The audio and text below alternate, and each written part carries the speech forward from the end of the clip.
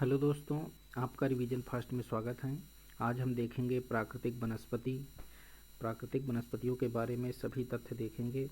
ये टॉपिक जो है यूपी पीसीएस और आरआरओ के लिए बेहद ही महत्वपूर्ण है। हर बार प्रत्येक वर्ष जो है एक या दो क्वेश्चन पूछता है यहाँ से। इसमें पीवाईक्यू को भी समाहित किया गया है। हर सभी तथ्य यहाँ पे आपको मिल जाएंगे। इसके अलावा आपको कहीं से पढ़ने की ज़रूरत नहीं पड़ेगी। तो हम देखते हैं प्राकृतिक वनस्पतियों में सबसे पहले उष्णकटिबंधीय सदाबहार वन एवं अर्ध सदाबहार वन। उष्णकटिबंधीय सदाबहार वन और अर्ध सदाबहार वन। तो उष्णकटिबंधीय सदाबहार वनों में औसत वार्षिक वर्षा जो होती है वो 200 सेंटीमीटर से अधिक होती है, 200 सेंटीमीटर से अधिक होती है। सापेक्षिक आर्द्रता होती है 70% से अधिक होती है सापेक्षिक आर्द्रता। और औसत तापमान जो होता है 22 सेंटीग्रेड से अधिक होता है यहाँ का। उष्णकटिबंधीय सदाबहार वनों का जो टेम्परेचर होता है यहाँ पे 22 सेंटीग्रेड से अधिक ही टेम्परेचर रहता है। उच्च आर्द्रता होती है यहाँ पे। उच्च आर्द्रता और तापमान के कारण यह वन अत्यधिक सघन और ऊंचे होते हैं। तापमान और आर्द्रता के उच्च के कारण जो है अत्यधिक सघन और ऊंचे होते हैं। यहाँ पर वृक्षों की ऊंचाई, सदाबहार वृक्षों की ऊंचाइयाँ जो है 45 से 60 मीटर ऊंचाई तक पाए जाते हैं। वृक्षों की ऊंचाई होती है। यहाँ के जो मुख्य वृक्ष होते हैं सिनकोना है, रबड़ है, महोगनी है, एबोनी है, अबनूस है, नारियल है, बेंत है, ताड़ है, रोजवुड है, आयरनवुड है, बांस है। ये यहाँ के प्रमुख वृक्ष हैं। क्षेत्र की बात करेंगे तो पश्चिमी घाट की पश्चिमी ढाल पर है, बेहद ही महत्वपूर्ण है। पश्चिम ढाल की पश्चिमी ढाल पर हिमालय के तराई भाग में है, कर्नाटक के पश्चिमी भाग में है, असम, मेघालय, त्रिपुरा, मणिपुर, अंडमान निकोबार, ये इन वनों का विस्तार है। उष्णकटिबंधीय सदाबहार वनों का यहाँ पे विस्तार है। इनकी विशेषताएं क्या हैं? उष्णकटिबंधीय सदाबहार वनों की विशेषताएं हैं घने वन होते हैं, वृक्षों की बहुरूपता होती है, बहुत प्रकार के वृक्ष पाए जाते हैं, कठोर लकड़ी का औद्योगिक महत्व है, लकड़ी कठोर होती है और इनका औद्योगिक महत्व है। दलदली भूमि अतः विदोहन कठिन होता है। ये वृक्ष जो होते हैं ये मतलब दलदली एरिया में अधिक पाए जाते हैं, जिससे इनका विदोहन कठिन हो जाता है। इनको काटना, वहाँ से लाना सब कठिन हो जाता है। अर्ध सदाबहार वनों की बात करेंगे तो ये अपेक्षाकृत कम वर्षा वाले भागों में पाए जाते हैं। जो उष्णकटिबंधीय सदाबहार वनों वहाँ 200 सेंटीमीटर से अधिक वर्षा होती है, तो यहाँ पे कुछ इससे कम वर्षा वाले भागों में पाए जाती हैं। ये वन जो हैं सदाबहार वन और अर्ध पर्णपाती वनों के मिश्रित रूप हैं। ये इन वृक्षों में साइडर है, होलक है और कैल है। ये क्वेश्चन पूछ चुका है। साइडर और होलक ये अर्ध सदाबहार वृक्षों के वन है, अर्ध सदाबहार वन है। साइडर, होलकर, कैल। दूसरे नंबर पे आता है उष्णकटिबंधीय पर्णपाती या मानसूनी वन। उष्णकटिबंधीय पर्णपाती या मानसूनी वन ये आते हैं। तो उष्णकटिबंधीय इसमें दो होते हैं, एक उष्णकटिबंधीय आर्द्र पर्णपाती वन और एक उष्णकटिबंधीय शुष्क पर्णपाती वन होते हैं। तो पहले देखेंगे उष्णकटिबंधीय आर्द्र पर्णपाती वन। यहाँ उष्णकटिबंधीय आर्द्र पर्णपाती वनों में वर्षा जो वार्षिक वर्षा होती है वो 170 से 200 सेंटीमीटर तक होती है। इनका विस्तार जो है हिमालय के गिरिपद क्षेत्र में है, तमिलनाडु के पश्चिमी भाग में, पश्चिमी घाट के पूर्वी ढालों पर है। तमिलनाडु के पश्चिमी घाट के पूर्वी ढालों पर है। उड़ीसा में है, मध्य प्रदेश में है, छत्तीसगढ़ और झारखंड में है। यहाँ पे तमिलनाडु के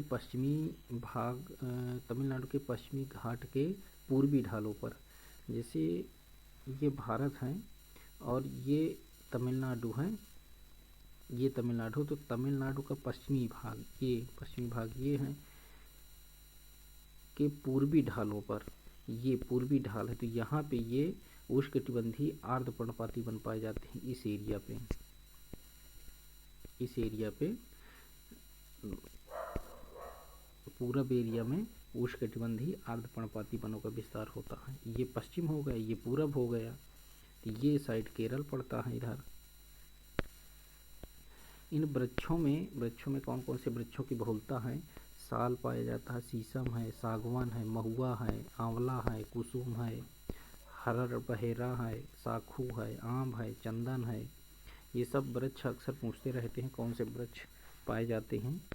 ये उष्णकटिबंधीय आर्द्र पर्णपाती वन है यहाँ पे। इन वनों की लकड़ी मुलायम होती है, मजबूत होती है और टिकाऊ होती है। विशेषता उष्णकटिबंधीय आर्द्र पर्णपाती वनों की विशेषता क्या है? सर्वाधिक महत्व वाले वृक्ष हैं, वन हैं, चारागाह व कच्चा माल मिलना है। यहाँ पे जो है चारागाह भी मिलते हैं, कच्चे माल भी मिल जाता है। अधिक वानस्पतिक लकड़ियाँ मिलती हैं यहाँ पे, अधिक व्यावसायिक लकड़ियाँ मिलती हैं। उष्णकटिबंधीय शुष्क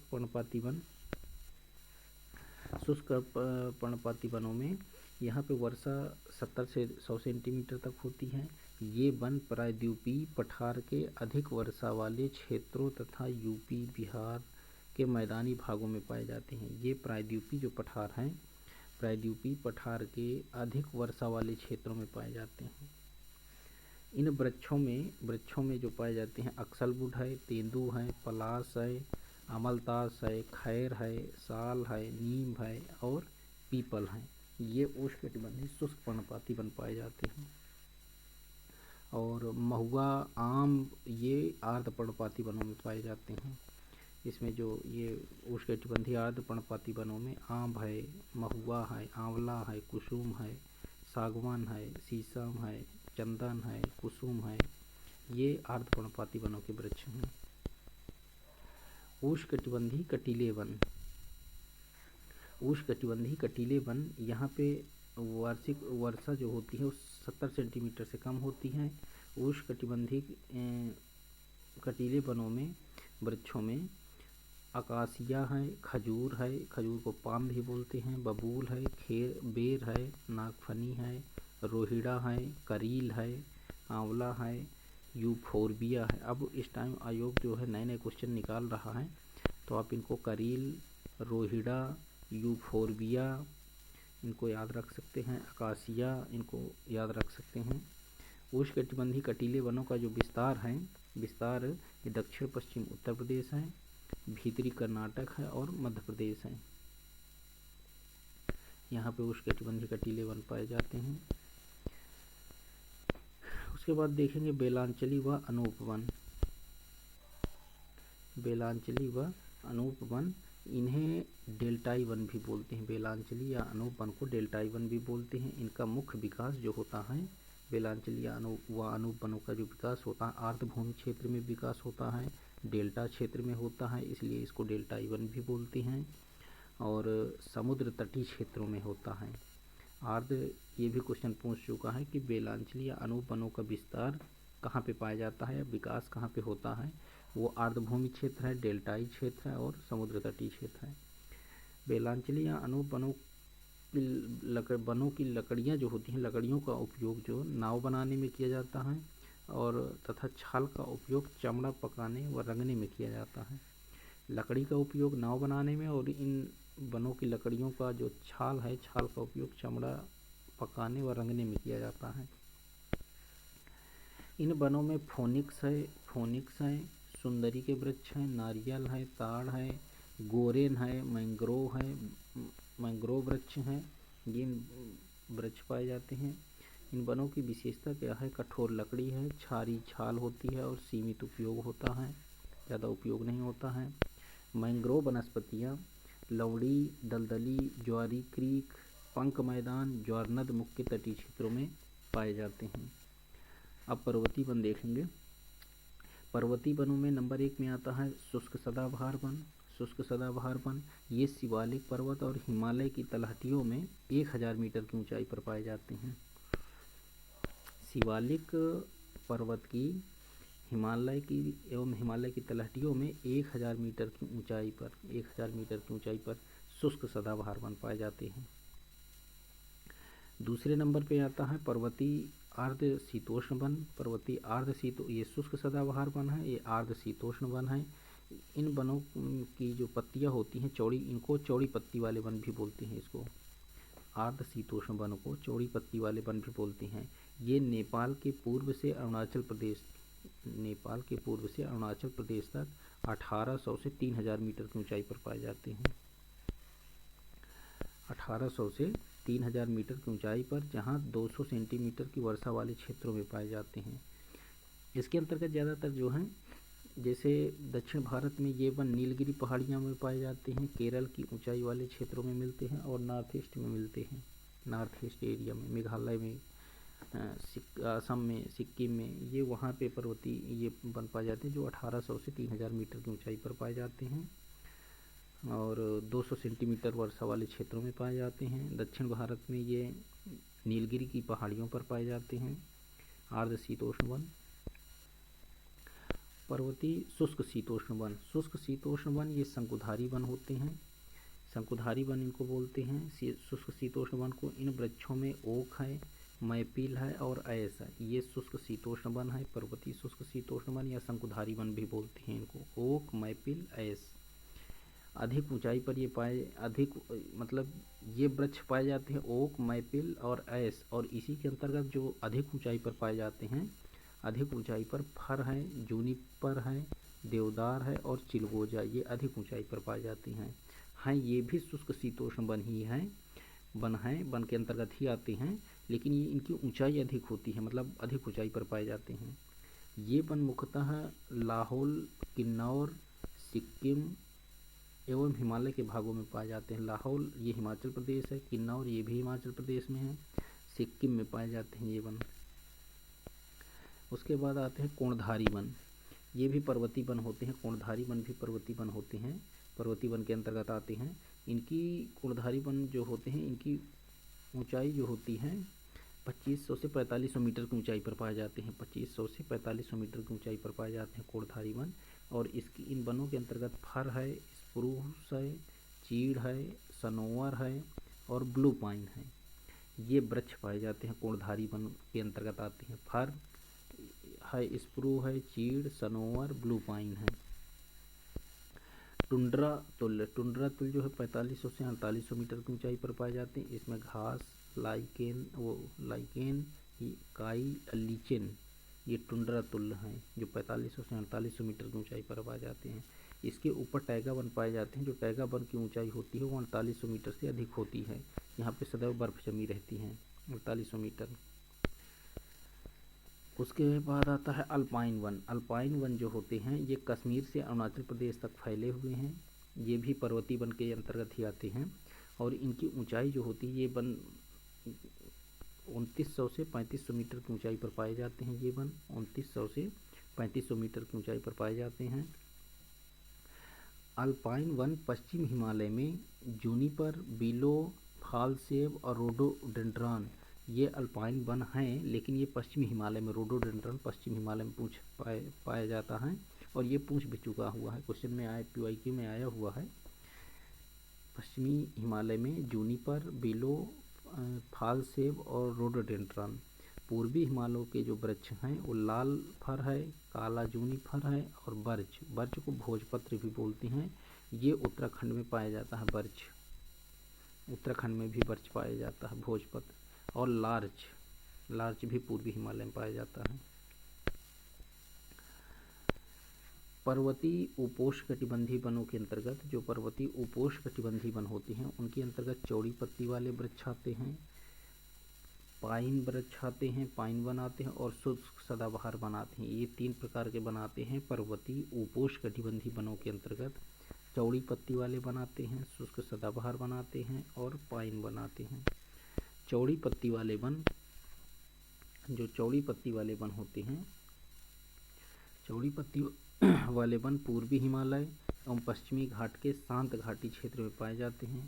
शांत घाटी में पाए जाते हैं पूर्वी हिमालय में, और पश्चिम घाट के शांत घाटी कहाँ, केरल में है, में पाए जाते हैं। पूर्वी हिमालय में चौड़ी पत्ती वाले वनों में के अंतर्गत क्या आते हैं, ओक आता है, एल्डर आता है, बर्च आता है, चेस्टनट आता है, चेरी आते हैं। ये सभी वृक्ष जो है चौड़ी पत्ती वाले वृक्ष हैं और पूर्वी हिमालय में पाए जाते हैं, नॉर्थ ईस्ट साइड में।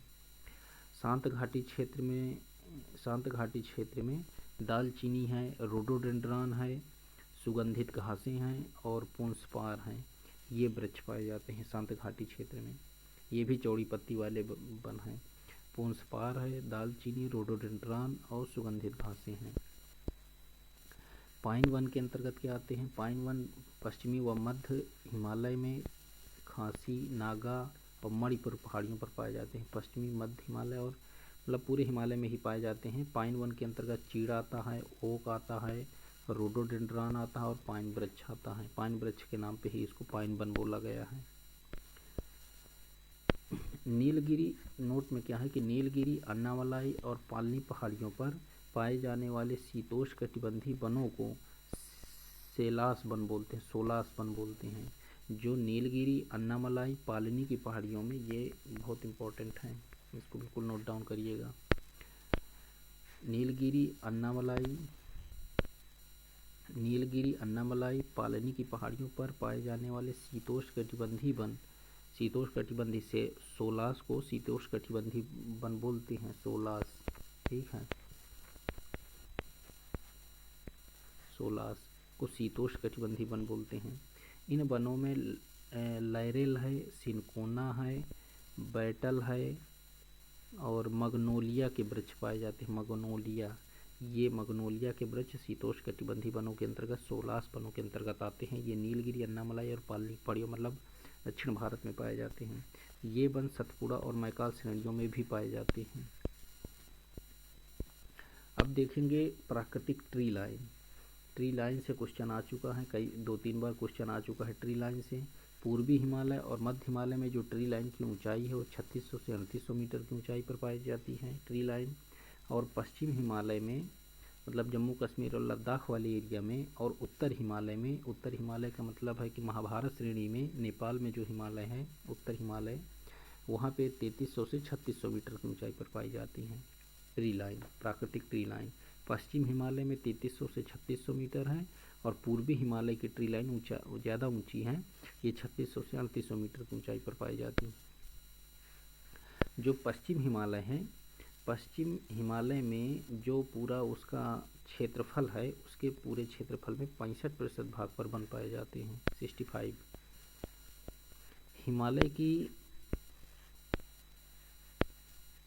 हिमालय की पहाड़ी श्रृंखला में ऊंचाई के साथ साथ वनस्पति में परिवर्तन भी आता है।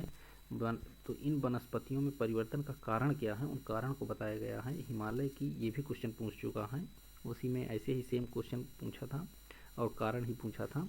हिमालय की पहाड़ी श्रृंखलाओं में ऊंचाई के साथ साथ वनस्पति में परिवर्तन भी आता है।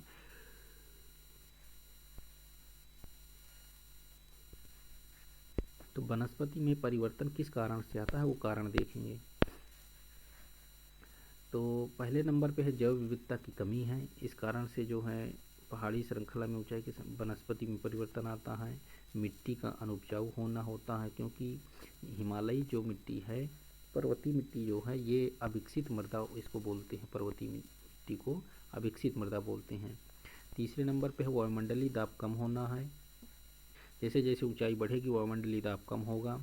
जलवायु परिवर्तन का होना है। अक्षांशीय स्थिति का प्रभाव है। अक्षांशीय स्थिति का तात्पर्य यहाँ पे ये है कि ऊंचाई जैसे जैसे ऊंचाई बढ़ती है टेम्परेचर घटता है, और टेम्परेचर घटेगा तो सूर्य के प्रकाश की किरणों का तिरछापन भी के कारण भी होता है, वो भी इफेक्ट डालता है, क्योंकि पेड़ पौधों को पर्याप्त मात्रा में सूर्य प्रकाश की ज़रूरत होती है। और अगला पॉइंट क्या है, अधिक ऊंचाई। अधिक ऊंचाई में भी वही बताएं ना कि अधिक ऊंचाई, जैसे ऊंचाई बढ़ती है वैसे भी टेम्परेचर घटता है, वायुमंडलीय दाब भी कम होता है। अगला पॉइंट है वर्षा में परिवर्तन। वर्षा में भी परिवर्तन होता है। हवा का हल्का होना, हवा भी हल्की हो जाती है। भू क्षेत्र कम होना, भू क्षेत्र कम भी हो जाता है। और तापमान में गिरावट आती है। ये सभी पॉइंट जो है हिमालय की पहाड़ी श्रृंखलाओं में ऊंचाई के साथ साथ वनस्पति में परिवर्तन आता है। इन कारणों से 10 कारण है, 10 कारणों में से आता है। अब कुछ और पॉइंट देखेंगे, ये भी बहुत महत्वपूर्ण है, पूछता है, मिलान करने के लिए देता है।